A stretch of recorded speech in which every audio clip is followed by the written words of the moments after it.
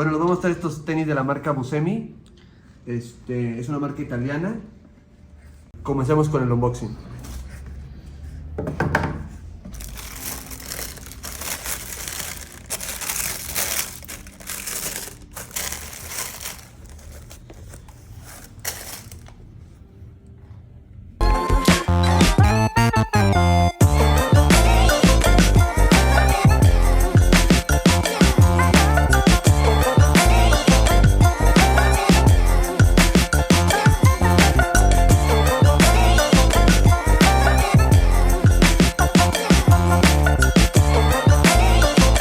Estos tenis se caracterizan por tener un candado, como pueden observar. Se inspiró el diseñador en los bolsos Hermès, en el Birkin, para su realización. Estos zapatos tienen un costo aquí en México de 25,000, aproximadamente entre 24,000 y 25,000 pesos. En el Saks Fifth Avenue, que es el único lugar en el que los venden. Como pueden observar, aquí tiene una llave que es para abrir el candado, que lo vamos a poner, voy a poner la demostración cómo sería en el siguiente zapato. Como pueden observar, aquí está la llave y se supone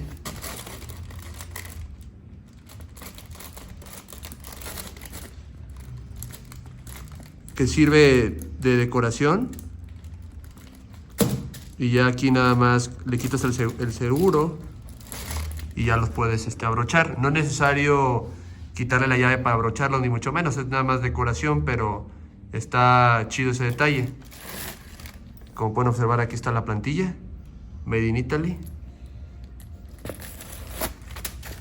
Y pueden aquí ver el interior.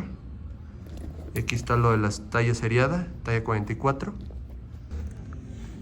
Bueno, estos zapatos en términos de comodidad, pues la verdad no son muy cómodos, pero tampoco son incómodos. Están como, digamos que, pues normales, así por una caminata normal de ir a la plaza y eso. No, pero no para recorrer así grandes distancias por el tipo de suela que se me hace un poquito rígida y dura.